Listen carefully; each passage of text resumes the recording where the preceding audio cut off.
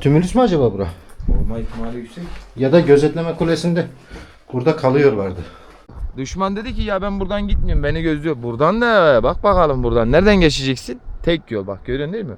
Horasan harcı diye bahsedip durduğumuz şey bu. Buralar eskiden şeymiş, Konyalı tüccarlar Anadolu'dan gelen, eskiden Konya başkentti. Konya'dan buradan getirir geçerler giderlermiş. Selçuklu dönemi. Tabii canım. Muhtemelen tahta merdiven vardı. Onunla gözetleme kulesine yukarıya çıkıyorlardı.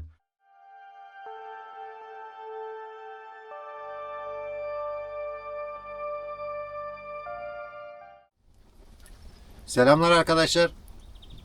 Merhaba. Bakın yanımda kim var? Mehmet. Efsane geri döndü. Yeni toparlayabildim ancak. Bayağı arkadaş soruyordu Mehmet'in durumu nasıl diye. Bir ara format değiştirmeye kalktık. Bushcraft videoları çok izlenmedi. İzleyici kitlemiz de belli zaten. Bir de tarih konusunda uzman bir arkadaşımız var yanımızda. Merhaba. Bugün Arslanköy civarında dağlarda gezerken birkaç insan eliyle yapılmış taşlar gördük, kayalar gördük. Hem onları inceleyeceğiz hem de ekstra bir şey bulabilir miyiz? Keşif yapacağız. Bir etrafı seyredeceğiz. Bakalım görelim ne olacak.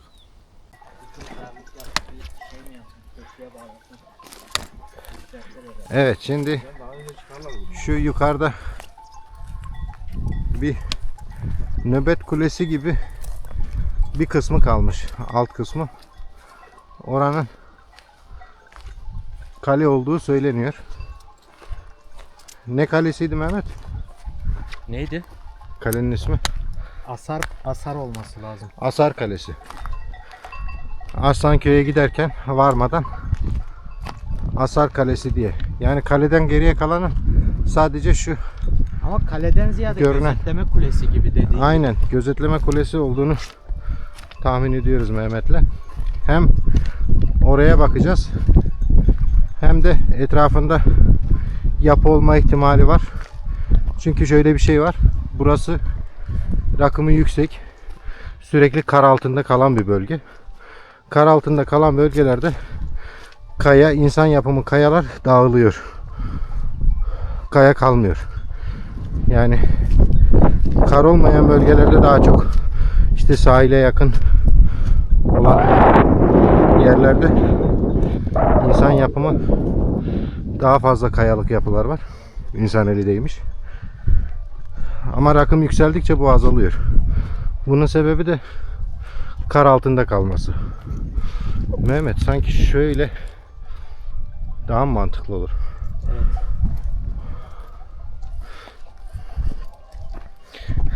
Tabi tarihi uzmanımız da burada, Murat. Murat, şunu alayım.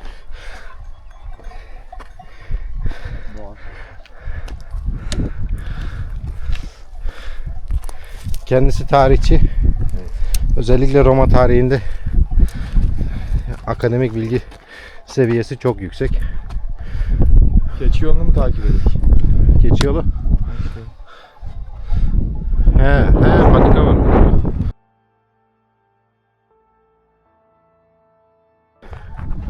Nispeten ıssız bir bölgedeyiz.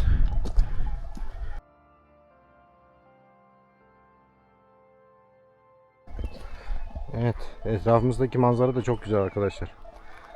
Windows XP'nin açılış resmi gibi. Yerler halen çamur. Mehmet de bir taraftan taşlara bakıyor. Buranın taş yapısı zengin, hem de yağmurlar yeni yağdığı için taşları yıkadı. Bir şeyler görme ihtimalimiz var kıymetli taş olarak.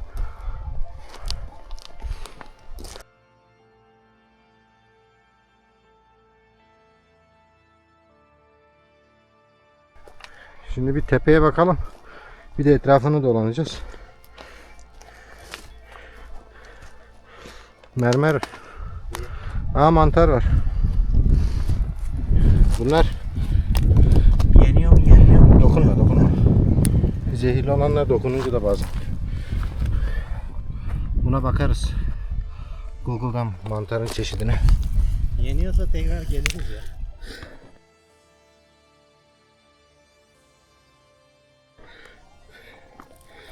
Ama hepsi bu. Başka yok sanki.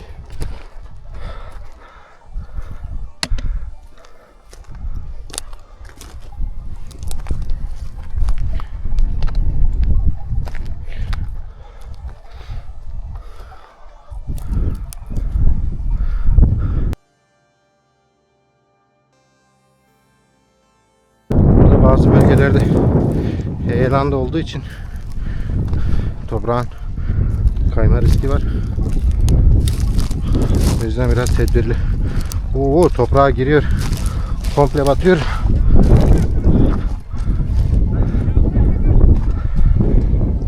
Dikkatli gel. Tamam. Ne diyor dayı? Çamura girersin diyor. Tamamdır, eyvallah.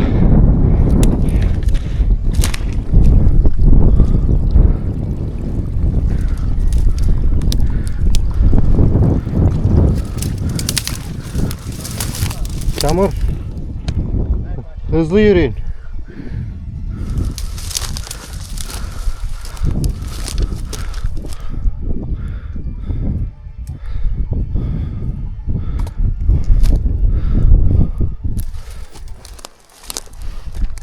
Oo, bu şey bataklık burası. Mehmet. Bura bataklık.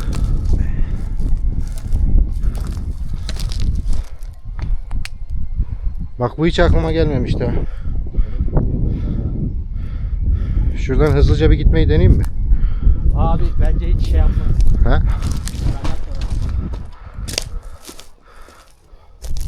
Geçerseniz burayı. Orada daha sakat gibi Mehmet. Buradan mı gidiyor?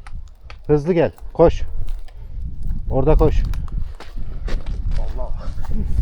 Girdik abi. Mehmet koşarak. Koş koş koş koş. Hemen çekiyor içine. Bataklık var.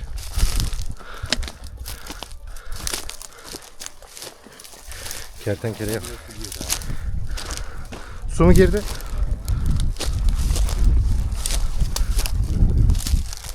Ha, tesisin arka tarafına çıkıyor.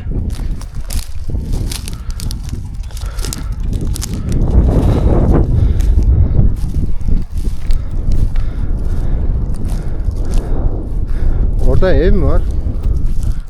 Evden değil. Sanki bir köşk gibi bir yer. He, çardak var da çit tel de var. Abi size bir şey söyleyeyim. He, Bura hep böyledir ha. çamur. Abi biz devam edemeyiz. Şuradan oraya bir bakalım. Şimdi istinat duvarı var. İstinat duvarını aşmamış.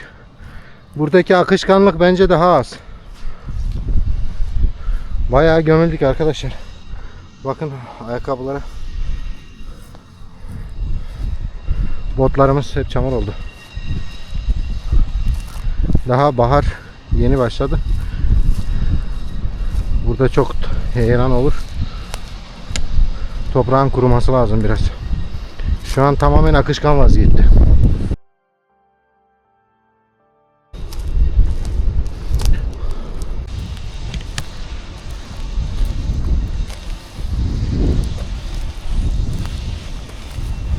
Buralara hiç basma.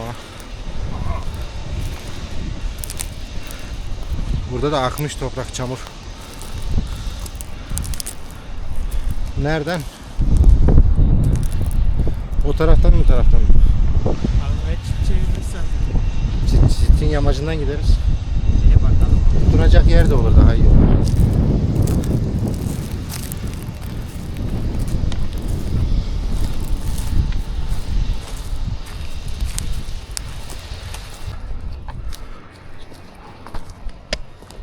Ha, şura taşlık, bence çıkılır oradan.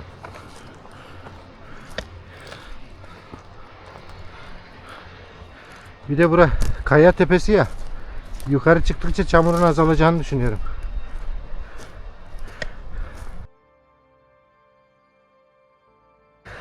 Mehmet, anlat abi, ne yaptın? Ya kaç ay oldu? 7 ay mı? Ah. En son Eylül'de gelmiştik değil mi? Eylül'de geldik ya. Eylül'de düştük. Eylül'de bir düştük. Baharı bekledim ya. Al bahar geldi yine sıkıntı. Bataklık her yer. Aynen. Bahar geldi de. İyi. Daha biraz suların Yazın çekilmesi verdiğim lazım. tüm kiloları geri aldım. Yo, gene iyisin ya. İlk geçen sene başladığımız haline göre iyisin.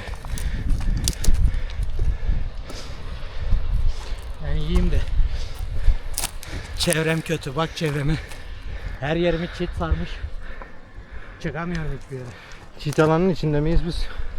Yok, dışındayız. Dışında mıyız, içinde miyiz? Bana sanki içindeymişiz gibi ya. Abi daha bir şey değil mi?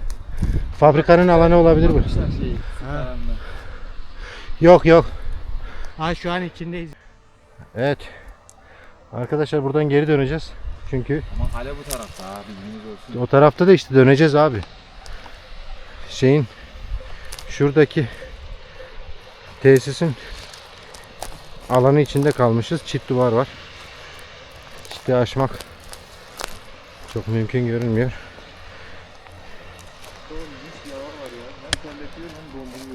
Hem sıcak, rüzgar esince de şey yapıyor. Senin üstünde ince Murat. Evet arkadaşlar, aşağı inelim, tekrardan başlayacağız, öbür taraftan gideceğiz. Şimdi aşağı inecektik de şurada çitin bitimini gördük. Yani özel mülk olan Buradan daha güzel. alanın dışında o aynen ya, manzara da güzelmiş. Oğlum alanı da göstersene abi. Karı görüyor musun Toroslar'da? Aynen, karşı dağlarda. Birazdan belki kalıyoruz. Baksana, Aynen.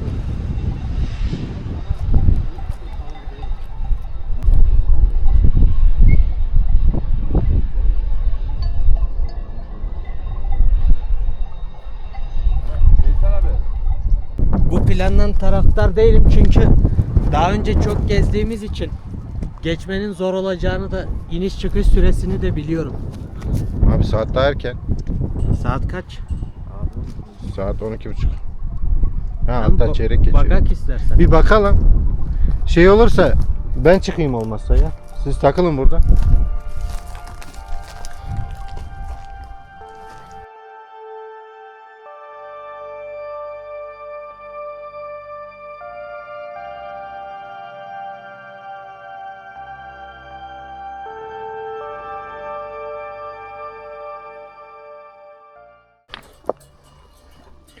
Ayrıca yürümüşler burada yakın zamanda. Aa, bu hayvan izi.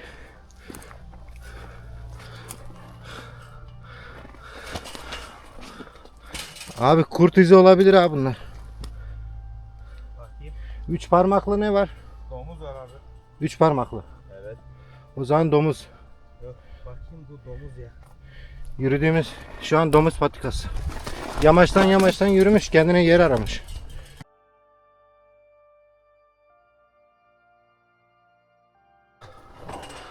Ha, bu arada geçerken kayalara da bakalım. Murat, sen de bir şey görürsen hacı. Güzel kayalar var çünkü.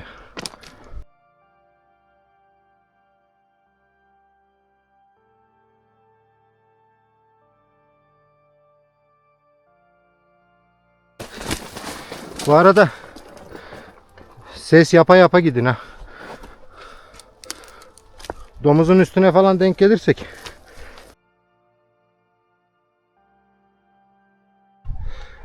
Manzara güzel. Bunu altını götürmeyeceğim.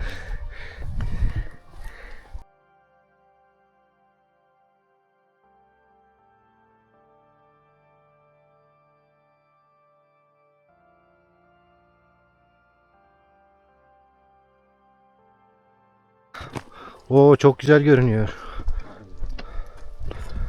Alamut Kalesi gibi değil mi abi ya? He, Alamut Kalesi gibi aynen. Ulan gelen düşman burayı fethetle de şurada yarıda çekili geri gider. Drone'la bir çekim alırız şimdi buradan. Şuradan gideceğim de şu tepeye.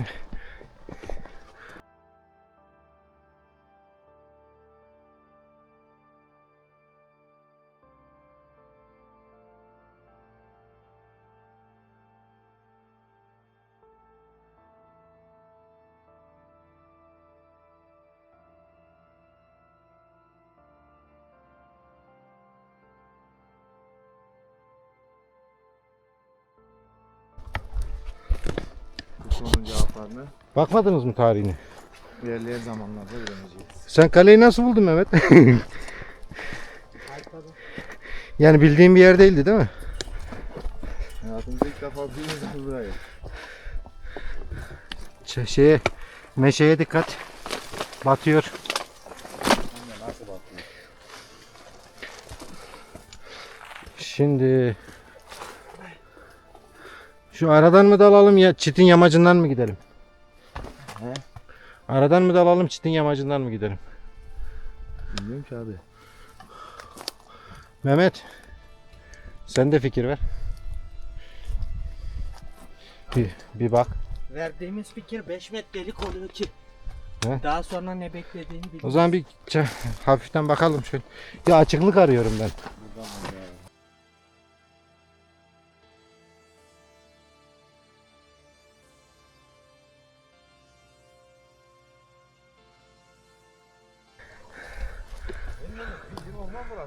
Evet. Şu aşağıda gördüğümüz gözetleme kulesi olduğunu tahmin ettiğimiz yapı şurada. Şimdi oraya çıkacak yer arıyoruz. O taraf uçurum. Evet arkadaşlar, şimdi tepeye çıkacağız. Görünüşte çıkış yolu yok. Murat'la ben çıkacağız. Mehmet travmayı tam olarak atlatabilmiş değil. O yüzden onu burada biraz istirahate bırakacağız. Abi beni çıkartırsın da oradan indiremezsin ya. İşte indirmek sorun. Çıkmak kolay. İnişler tehlikeli oluyor. Yani her ihtimale karşı ben halatımı falan aldım yanıma da. Mehmet'in olaydan sonra ben profesyonel dağcılık eğitimi aldım. Türkiye Dağcılık Federasyonu'nda. Profesyonel bir tırmanıcıyım artık. Şimdi bir deneyelim bakalım. Buradan mı gidelim abi? He, buradan gidelim Murat. Burada lazım olmayanları bırakın buraya. He? Lazım olmayanları bırakın. He, doğru söylüyor ha Murat. Murat çantayı attı ya da tek. Hadi bakalım başlayalım. Murat, Size kolay gelsin. çok mesafe Tekrar koyma. buyurun. Tamam. Evet. Sürünerek mi? Böyle aşağıdan bir şeyler yapmamız lazım. Bir çıkış daha mı bakalım aşağıda? Ya da şuradan çıkalım. Abi şimdi oradan çıkarız ama devamında domuz patikası mı var orada? Ha, domuz yolu var. Biz Mehmet'le çok geçtik öyle yerlerden. Kendimizi yırta yırta. Arkadaşlar bu arada ben pala aldım. Bu bushcraft videoları sırasında kaybettim. Son videomu çekerken kamp alanında kaybettim. Bulamadım. Şimdi kaleye doğru çıkıyoruz. Şimdi biz böyle egzantrik bir yol seçmedik. Buraya yol yok arkadaşlar. Yani yukarıda aşağıdan bakınca net görünen yapılar var. Gözetleme kulesi var. Belli ki burası bir tarihi eser. Ama yol yok. Yani bizim çıktığımız yolun üstünde bile tesis kurulmuş. Yolu kapatmış. Etrafından dolanmak zorunda kaldık. Geldik mi? Mehmet gelebilir mi buradan? İşte kaledeyiz abi. Mehmet çıktık ha. 20 metre yok. Tamam. Neyse Mehmet'i fazla zorlamayalım. Çünkü ondaki psikolojik travma halen geçmiş değil. Aynen öyle. Gelmişiz. Duvar burada. Bir tarafta burada. Abi burası kale değil, burası su. Ne? Burası sur abi. Sur mu? Oo Murat gel buraya abi. Yo sakat orası, gel. Yok bu tarafa bak gel. Ama aşağıya düşersin. Yok abi gel gel. Düşmeyiz. Abi burası surmuş abi. Gördün mü? Sur duvarı. Burası sur. Yani olası gibi düşmanı buradan geçirmemek için yapmışlar. Durdurmak için. Bak şu bak sıkıntılı. Kayar.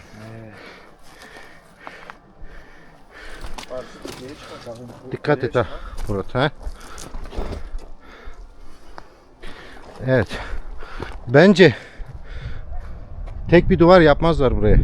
Yo abi sur burası ya. Sur da ne için? Amaç ne? Buraya gözetlemek sur. Sadece kule için sur yapmışlar. Yani burası şey için abi. Bak bunu kesmişler biri geçerken takılmasın diye.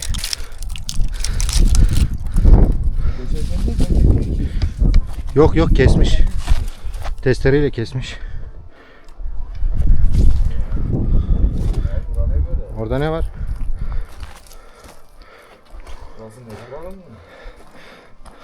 Baksana şu. Mezar mı?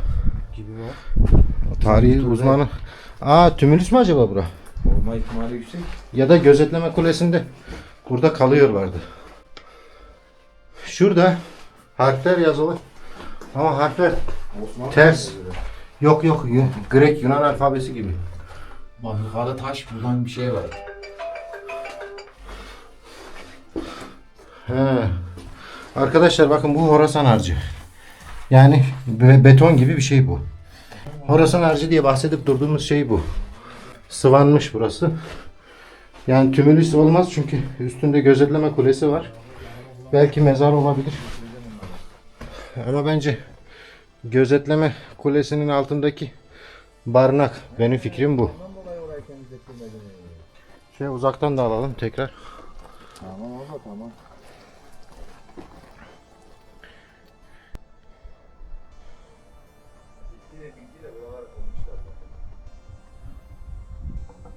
Veysel abi, Evet. bilgi de buraları kırmışlar zaten.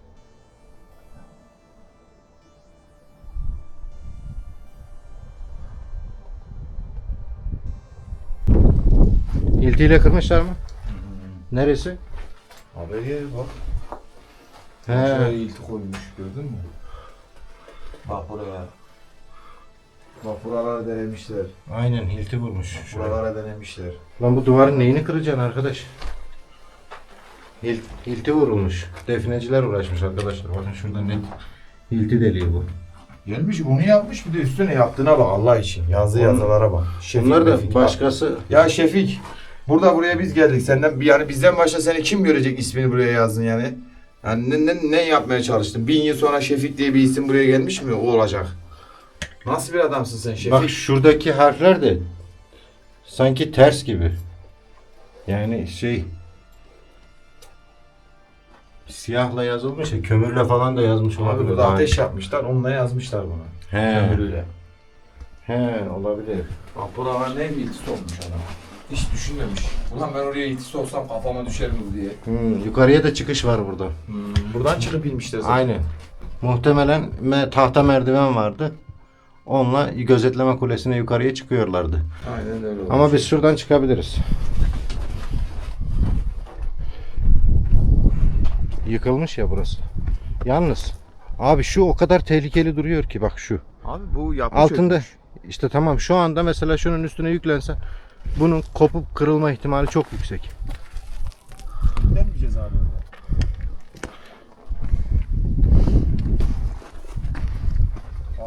Evet. Kale bizimdir. Burası gayrı Türk'ün yurdudur. Türk'ün mülküdür. Şu tarafa da bakarız. Sultan Mehmet. Kale fethedilmiştir. Şimdi arkadaşlar burayı bir drone ile alalım tepeden. Tam krokisini çıkaralım. Birazdan görüşürüz.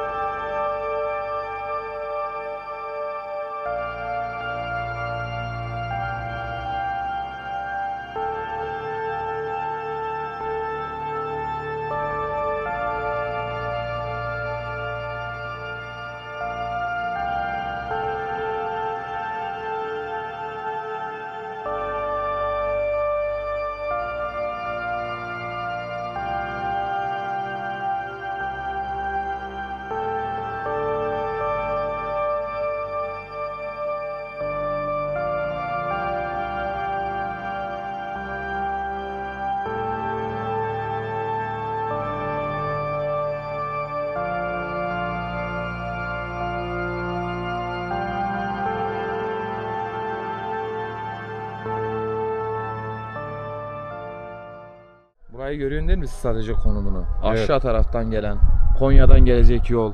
Tüm yola hakimsin, görüyorsun değil mi? Bak, iyi bak. Oradan gelecek, aşağıdan gelecek, buradan gelecek, karşıdan gelecek. Tek yön buradan geçmesi gerekiyor. Görüyorsun değil mi? Burası bir hakim tepe. Gözetleme Burası hakim, kulesi burası için. gözetim yeri. Aynı şekilde arka taraf da öyle bak. Bak görüyor musun? Herhangi bir düşman dedi ki ya ben buradan gitmiyorum, beni gözlüyor. Buradan da bak bakalım buradan. Nereden geçeceksin? Tek yol bak, görüyorsun değil mi? Bu arada bu kullandıkları yollar yok mu abi? Eskiden beridir kullanılan yolun üzerine yapılmıştır. Tabii. Medeniyet hep üstüne Tabii canım, zaten. medeniyet o şekilde çıkmıştır. Şu şeyi de göster abi, suru göstersene. Tek bir yerden Tamam, bakmıyor. Bak oraya- karşı tarafa bak. Oraya gideceğiz şimdi. Aynen. Buradan Konya tarafından yani Anadolu'dan gelebilecek herhangi bir şeyi çok geniş bir alanı kesmişler. gözetliyor. Buradan da şeyi kesmişler. Mersin yönünden yani Mersin ne bileyim Antalya denizden gelebilecek Evet. herhangi bir şeyi burada kesmişler. Şimdi şu kameranın gördüğü taraf Antalya tarafı arkadaşlar. Aynen. Akdeniz'e doğru bakıyor yani. Bu yol muhtemelen bağlandığı zaman şeye kadar gidiyordur abi. Silifke yönüne kadar gidersin buradan. Şu yoldan. Aşağı Hı. yol yok mu? Mezitli, Silifke o tarafa gidiyor. Aynen şu karşı yolda. Bu taraf ise Tarsus, Mersin, Adana tarafına gidersin. Bu taraf zaten yol yok. Burası çok dağlık. Bu yolda şu gördüğün yol yok mu? Bu tarafın devamı. He. Buralar eskiden şeymiş. Konyalı tüccarlar Anadolu'dan gelen, eskiden Konya başkentti. Konya'dan buradan getirir geçerler He, giderlermiş. Selçuklu dönemi. Tabii canım. Şu dağın arkasındaki köyün adı ne? Tepeköy. Tepeköy tam tepede. Aslanköy'ün Evet. tam üstünde. Oradan şey geçermiş. Kervanlar geçermiş. O kervanları zaten soyarmış o Tepeköylüler. Evet, Tepeköylülerin bir ismi var da unuttum şu an. Karlı dağların arkası Karaman arkadaşlar. Aynen öyle. Oradan Karaman sonrası ili. Karaman. Yanı Konya. O şekilde Toros Dağları yani. Bir de kimse bilmez, o kolay kolay çoğu insan bilmez. Mersin'de derler ki Adana üzerinden Konya'ya geçersin ya da şey üzerinden, Mut üzerinden geçersin. Halbuki şey üzerinden geçersin. Bir yol daha vardır, tehlikelidir, engebelidir, zordur. O yol işte şey yoludur. Aslanköy Tepeköy yoludur. Oradan da Konya'ya geçersin. Orası başkentti zaten. Selçuklu'nun başkentiydi, Anadolu'nun başkentiydi orası. Her zaman öyle olmuş abi. Osmanlı'dayken de Anadolu'nun şeyiydi. Şimdi orası. diğer uca da gidelim. Oradan bir de gözlemleyelim. Bakalım Aynen. oradan nereyi kesmişler. Nereye Şuranın bakmışlar. inişi biraz tehlikeli Murat. Evet arkadaşlar şimdi kafa kamerasına geçtim. Buranın inişi biraz tehlikeli.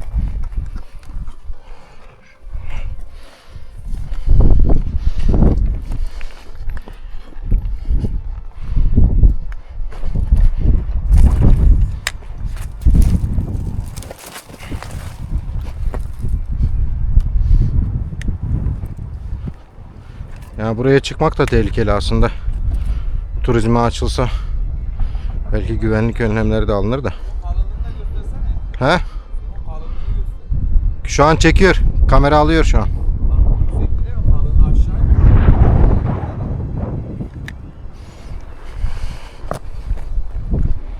bu kadar yüksekte yapmışlar sence? Neden? Hem az önce bahsettiğim sebeplerden hem de buraya düşmanın gelmesi kolay değil yani, anladın mı? He. Gitmeyen bir adam için burası çok zor. Düşman buraya çıksa bile duvarı aşamasın diye. Abi canım, düşman buraya kadar gelir, buradan sonrasını top mop getiremez buraya eski dönemlerde. Buraya Murat, gelip de oradan top atışı ta aşağıdan vuracak topları da oradan dikkatli ineceğim. zor yani. Bakalım abi diğer şeye. Bu taraf nasıl? Orada mesela aşağıda demek ki yemek falan yedikleri yer orası abi. Erzakları sakladıkları, yedikleri, uyudukları yer orası. Ama bu gözetleme şu an kulenin altında gördüğümüz yer vardı ya. Evet. Orada olabilir ha. İşte orası abi dediğin yer. Burada nedir? Aracağın başı burası mı acaba? Orada bir asker veya iki asker. Bu tarafa geldik. Sesin o tarafa dönük olduğun için biraz daha yüksek çıkması lazım. Evet. Ha şurada bir oval bir yapı var. Ha bak Murat, görüyor musun? Şuradan aşağıdan Yapıya bak. He, aynen. Oraya gidemeyiz değil mi? Gideriz. Burası giriş kapısı mı olarak kullanılıyor? Gerçi düşeriz oradan giderse aşağı doğru gideriz, düşeriz. Şöyle. Burayı giriş kapısı olarak kullanmışlar abi. He, giriş burası. Aynen. Ediyor. Suru göster abi, surun gelişini. Bak görüyor musun? Sur geliyor. Aynı şekilde bak, Aynen. aynı hizada buraya kadar gelmiş. Burayı da bu şekilde dolanıyor. Aynen bu şekilde çıkıyor. Burası muhtemelen kapalıymış daha önce. Burası kapalı. Burası başka bir alan olarak kullanılmış. Şurada da bir şey var arkadaşlar. Kamerayı uzatayım.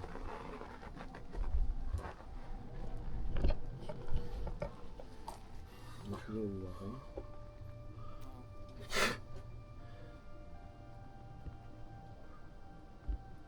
Buradan geleni gözlersin abi.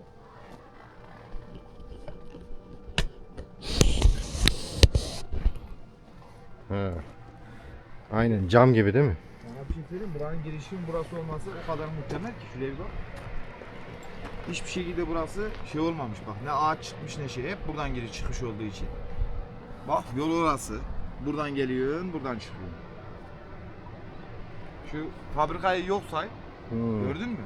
Ama şu an bizim Ana yola çıktığımız bağlı. yerden başka buraya şu an bugün için çıktığımız yerden başka çıkılacak yer yokmuş. Yok. Onu anladık. Ama buradan da bakayım zor. Acil mümkün değil, düşersin ya. Yani biz tek çıkıştan çıkmışız Abi aslında. şu an kulede gibiyim bak, oradan bak beni çek. Şu Evet. an kuleden şeyi izliyorum. Asker gibi olduğumu düşün. Gördün mü? Aynen. Bu kulenin burası muhtemelen böyledir. Açıktır yani bura bak. Kapalı değildir yani. Buradan izliyorum. Her yeri görme şansı çok yüksek burada. Ama buralarda arkadaşlar define tarzı bir şeyler aramaya kalkmayın. Buralarda definenin olma ihtimali düşük. Bak abi görüyor musun aşağıdaki yapıyı?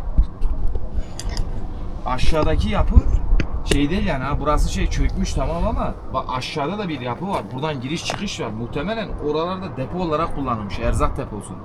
Olabilir. Bak görüyor musun? O zaman dış deliği sonradan defineciler yapıp. Ya muhtemelen defineciler burayı kazmış kendilerince. Burası depo. Bak aşağısı depo. Evet, Yapı buradan şurada bir da giriş devam vardı. ediyor arkadaşlar. Abi buradan bir giriş vardı. Anladın mı? Buradan bir giriş vardı, geldi buraya. Buraya çıktı. Burası... Ha, kubbe şeklinde bak, taşları gördüm. Bak gördün mü? Hı hı.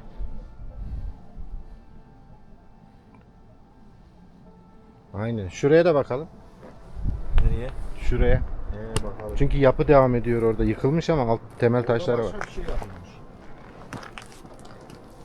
Acaba buradan şeyi mi kontrol ediyorlardı? Ama şey var. Gümrük vergisi mi alıyorlardı buradan geçen? Murat sen daha iyi bilirsin de. Ben şunu gördüm. Roma mimarisi ve daha öncesinde olan yapı taşlarının kesme büyüklüğü çok fazla. Çok büyük taş kesiyorlar. Abi canım. Osmanlı'ya doğru gittikçe taşlar küçülüyor. Şöyle abi, ikisi birbiriyle karışmış zaten. Osmanlı hem İran, Fars hem de şeyi almış.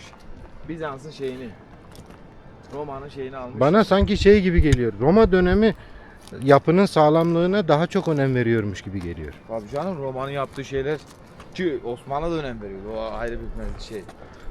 Hiçbir zaman böyle yaptıkları kamu binalarının hiçbirini öyle göstererek baştan sağma yapmamışlar.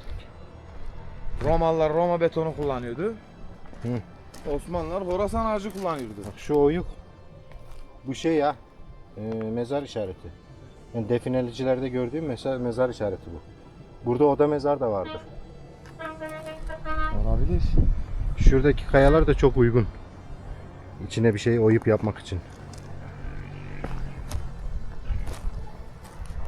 Bu kadar yüksek yerlere yöneticilerin, soyluların, kralların mezarlarını yapıyorlar. Ne kadar yüksekse o kadar saygı. Yani yaratıcı göktedir inancıyla göğe ne kadar yakın olursa o kadar iyi mantığıyla yüksek yerlere, tepe uçlarına. Bir şey sence soylu ya. Ben yüksekte olurum. Ben her zaman ölürken bile yüksekte görmüş adam kendini. Tepeye gömün beni. Ne yani, bu ne demek yani? Yani seni aynı şeyle görmüyor. Tamam Ben işte diyor, kast statü sistemi. olarak, Aynen. statü sistemi olarak ben diyor senden daha üstünüm kardeşim diyor. Tez buraya bir cami yapılar. Fethedilen yer. Şelaleyi görüyor musun? Göster abi şelaleyi. Oraya nasıl gideriz? Oraya nasıl gideriz? Şu an gidemeyiz. Oraya yolu dolansak. Şu yol gidiyor bak. Yolu dolansan. Bak şu yol. Bak şu yol oraya dönüyor. Yok tamam oraya iniyor. Oraya dönüyor. Gidiyorsun ama gerçi oraya gidebiliriz. Gideriz ya.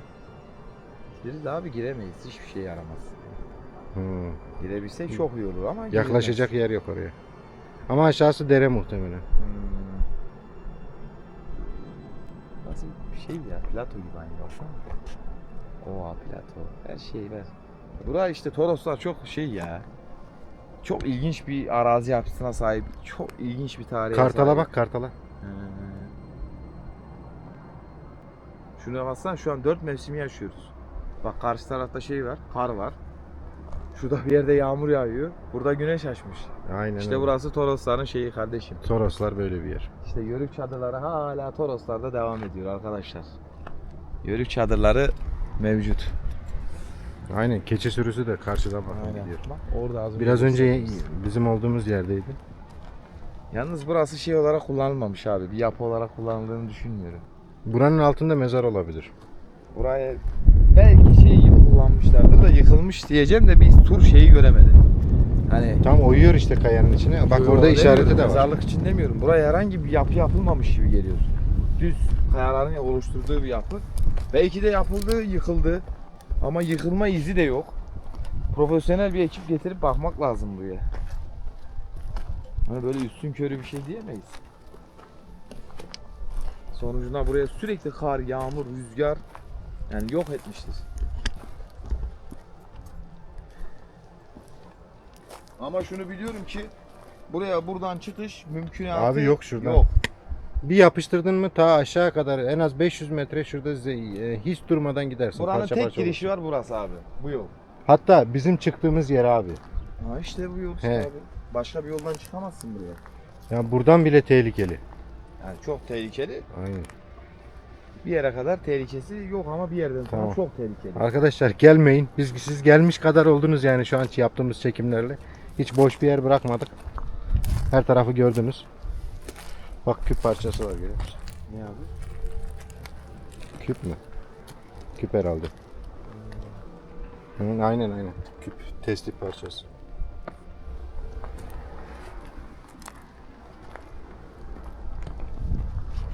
Ha burada. Daha ince bak. Bu testi. Net. Murat fosil toplamak yasakmış ha biliyor musun? Neden? Nedenini bilmiyorum Mehmet söylemişti. Yasal değil yani. Fosil toplayamazsın. Bence yanlış bir şey. Niye toplayıp devlete vermek yani? Bulduğun zaman götürüp devlete teslim ettikten sonra niye bana... Devlet istemiyordu ama toplayamazsın diyor. Tamam da şimdi ben bilime bir katkıda bulunmak istiyorum. Fosil dediğin şey her şeyi değiştirebilecek şeylerden biridir yani bilimsel olarak. Yasak kardeşim yasak diyor ya. Bazı yasaklar bence Köprü. Buradan mı gelmiştik? yok. Burada değil değil mi? Gelmedik. Bir sonraki surun arasından geçtik. He aynen. Burada da bir yapım var abi, bana mı öyle geliyor? Nerede? Abi şey çok kaygan. Ha gördüm. Aynen bir şey var orada. Yapı mı yoksa taş? Yok abi yapı o ya. Yapı. Onu yapmışlar yani, anladın mı? Şöyle dikkatli inelim. Abi sana bir şey söyleyeyim mi? Burası muhtemelen neydi biliyor musun? Taşın üstüne kurmuşlar burayı. Buraya kadar falan indirmişler. Bu zamanla gitmiş yani burası. Burada normal Tabii, yani tabii. sadece surların içine gezmiyor. Abi işte yüksek rakımda dedim ya kar suyu patlatıyor. Önce içine su giriyor. Sonra güneş sıcağı yedi mi kayayı patlatıyor. Yani hatta bu kaya kırma tekniğidir bu. Doğal olarak gerçekleşiyor. Buradaki deformasyon çok daha hızlı. Yani düşük rakımdan kar görmeyen yere göre çok daha hızlı bir deformasyon var. Murat fazla gitme. Evet. Burası son abi. Buradan daha aşağı inersek kayma ihtimalimiz Aynen. yüksek. Şunu şöyle çekelim. Şöyle Bu yapıdan kalan bir son parça arkadaşlar bu. Murat gel. Orada durma. Sana bir şey söyleyeyim mi? Burası yağlanmış. Ama ne alan olarak kullanılmış bilmiyoruz. Belki de Yani bu uzunluğundan belli bir şeyin parçası olduğu da. Ya burada %100 olarak abi o da mezar var. Bak şurada şuradaki gördüğünüz kayalık yapının içinde %100 orada mezar var. Zaten hani dediğim gibi soylu mezarları yüksek yerlere yapılıyor. Yanında gözetleme kulesi de var. Korunaklı bir yer. Talan edilme ihtimali sürekli. Devletin askerinin, gözcüsünün olduğu bir yere mezar yapılır. Bana en mantıklı gelen bu. Buradan mı çıkmıştık Murat? Aradan indik abi. Ağacın olduğu yere kadar gideceğiz. Aynen. Ağaç var. Bak burada halen yapı duvarı. Ha. Duvar abi zaten burası. Duvarın devamı işte. Aynen, şöyle de gösterelim. Şuradan da alalım. Aynen güzelmişler. Aynen. Kesme var orada. Kesmiş geçmiş sonra bak şeye dönmüş. Şurada falan da bitiyor olabilir.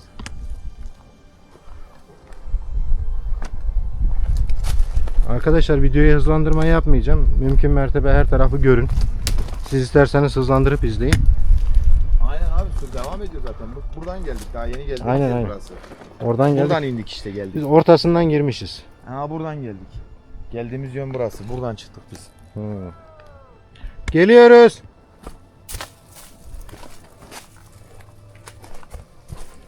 Aa, güzel oldu ya.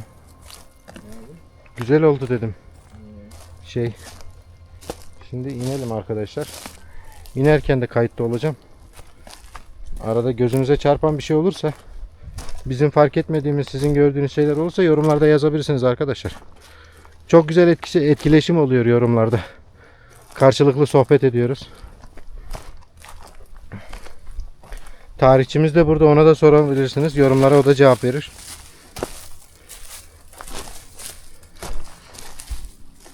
Daha önceki videolarda söylediğimiz gibi yurt dışında eğitimdeydi.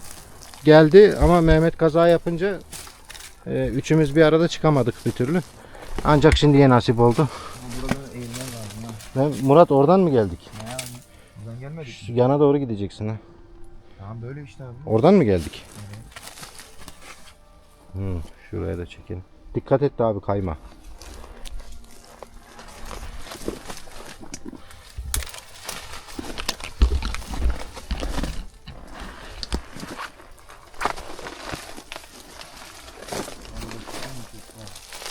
He? Gel abi gel, yoksa bırakırsan geçemem.